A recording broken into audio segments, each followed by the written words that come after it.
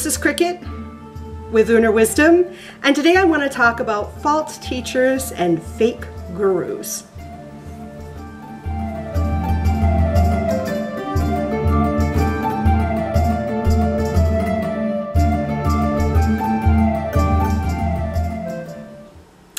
Hello, my name is Moonbeam Twinkle Star, and I am a high priestess with 100 years of experience.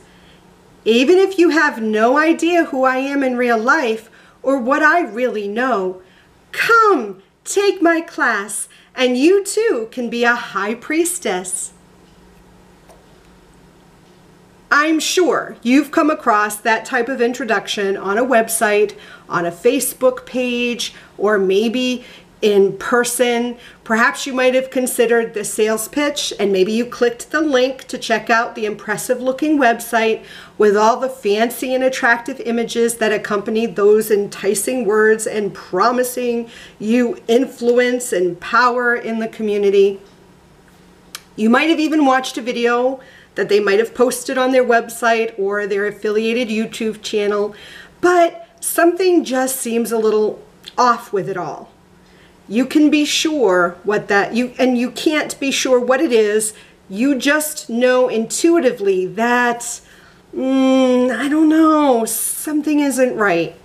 That feeling you're experiencing in the moment, you should trust it because that's your intuition. And it's attempting to signal to you that you should just turn around, walk away, close the page, move on, because this teacher, this mentor, this guru, whoever this is, this teacher and this class is not for you, because you wouldn't be having doubts if it was. Your intuition, if you honestly listen to it and open yourself up to it, will guide you to authentic teachers and classes that can offer you what you're seeking. Chances are that the individual with the impressive website and enticing promises of influence and power may certainly be able to teach you something, but they probably can't fulfill the promises that they're suggesting. And if they can, it's really just impressively packaged fluff that you could have easily learned on your own, right? So how do you spot the false teacher, the charlatan, that fake guru that everybody talks about you should be aware of, right? So first, what I would suggest is that you keep in mind that just because someone has psychic abilities or because they identify as witch, it doesn't mean that they are self-aware or enlightened. Just because someone can do something well themselves, it doesn't mean that they're meant to teach others how to accomplish the same task. Not everyone is meant to be a teacher.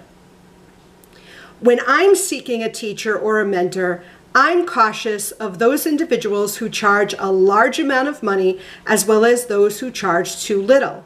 I'm not afraid to send an email and ask questions about the class or ask if the information is not freely discussed on the website or in a video. I want to know exactly what I'm going to receive in exchange for my payment. And then, do I feel that it is an acceptable equivalent exchange? That's my perspective. Someone else may feel that it is worth what they're charging, but I may not feel that way. So that's really going to be up to you. You need to make that determination for you. I'm also personally wary of titles that people claim for themselves. And when I come across someone who proudly uses a title, I really need to know if they earned it. And if I come across someone online who claims the title of High Priestess, I want to know what they're a High Priestess of. Are they a leader of a coven? And does that coven have more than 1 or 2 members? If they're someone I meet in person, then I ask them about their experience as a High Priestess. I'm completely unimpressed and somewhat repulsed by individuals who boast and brag about their psychic abilities and accomplishments. I'm sure you know the type. Take this exclusive workshop with me where I will teach you how to vanquish demons like I did when my brother was possessed by the 9-tailed fox demon.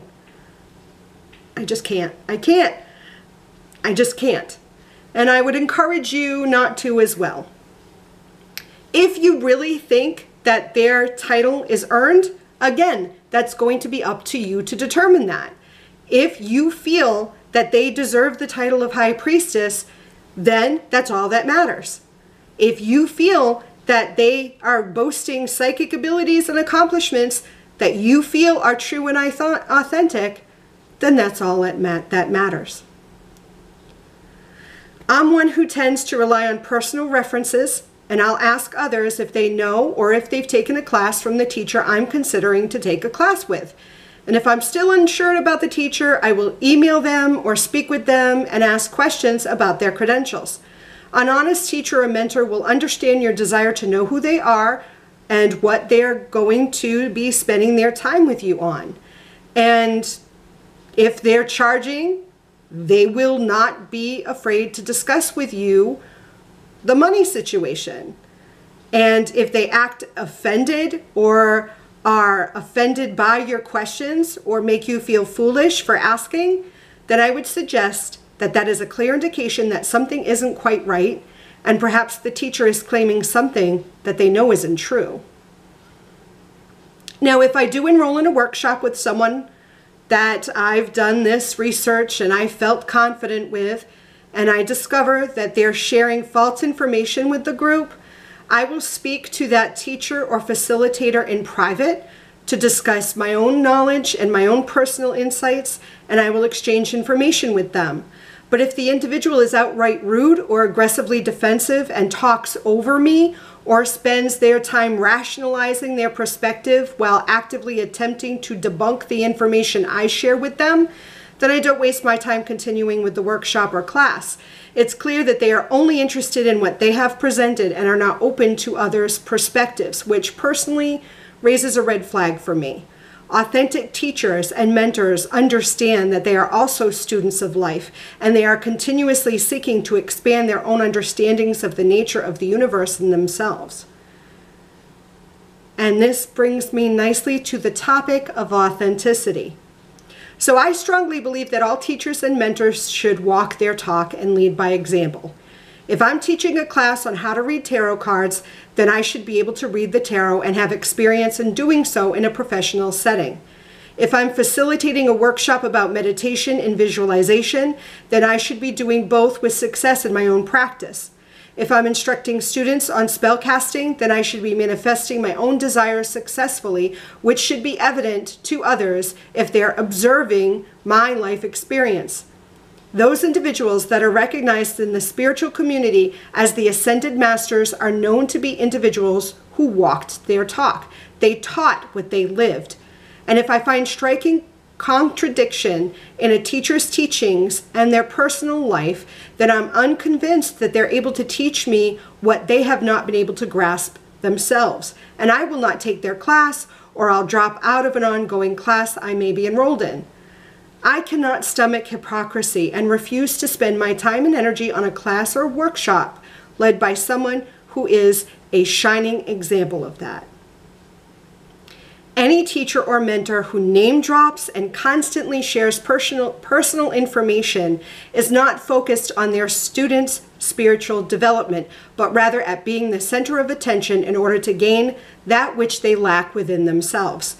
They use their classes and workshops as a stage and spend the majority of time talking about their personal accomplishments and experiences, which tend to be overly dramatic and will usually showcase their special or unique psychic skills and ability. I know you know the type. I know you've met people like this. Here it is. I met the nine-tailed fox demon that possessed my brother on the astral plane and used the technique Archangel Michael taught me to vanquish it to the underworld. Really? These teachers are not providing their students with an opportunity for growth or enlightenment, but are providing a setting for their own validation and the building of self-confidence and worth through their students. This is not an ideal teacher for me, at least, and I would speculate, not an ideal teacher for anyone. An effective spiritual teacher will spend time discussing the wide spectrum of spiritual concepts and experiences, those that are usually deemed positive as well as those that are considered negative. Just as physical life encompasses all these experiences. Our spiritual selves encounter them as well, and the seeker should expect a teacher or mentor to be willing to discuss them. If you find that you have come upon someone who identifies as a spiritual teacher but is unwilling to address the shadows of the self or disregards any experiences that involve pain and suffering, I would suggest that they are someone who actively represses their own unwanted feelings and may not be working on their own spiritual growth and awareness. I caution everyone to be wary of teachers or mentors who promise a quick way to reach self-reevaluation. I caution everyone to be wary of teachers or mentors who promise a quick way to reach self-realization, because the authentic teacher knows that all forms of spiritual enlightenment, regardless of the label it wears, takes time, serious effort, and actual work on the part of the student. There's no quick and easy way to attain spiritual knowledge. While it is true that the student will gain personal gnosis as they engage in meaningful spiritual classes and workshops, dismantling a lifetime of intellectualized beliefs, which will enable them to open to greater understanding of themselves and the nature of the universe, takes time and cannot be done in an hour workshop or a week-long class or even a year-and-a-day program. We are all seekers and continue to be such even after we've experienced epiphanies. The last point I want to address with you is a hyper-focus on aesthetics and a priority for spiritual materialism. These two things are motivators for the teacher's practice, and he or she will openly discuss how much each of their tools cost them, and they will enjoy showing them to the group. There is nothing wrong with aesthetics, but a hyper-focus on it should be a red flag. The teacher may openly criticize their students who don't own or are unable to purchase the pretty tools. I like pretty tools. I do. And while I'm a witch who uses them, I don't obsess with purchasing them. I'm practical. I own tools, and I believe that they are required in order for me to practice my spirituality effectively, but some of them may be secondhand acquisitions. Others may be new purchases, but none of the things are a focus of my practice or my intention. These are my thoughts on fake gurus and teachers. I'd love to hear your experiences or your thoughts or red flags that show up for you when you're considering taking a class or finding a teacher. Please leave your comments in the comments on this video. Until next time, I love you. Blessed be.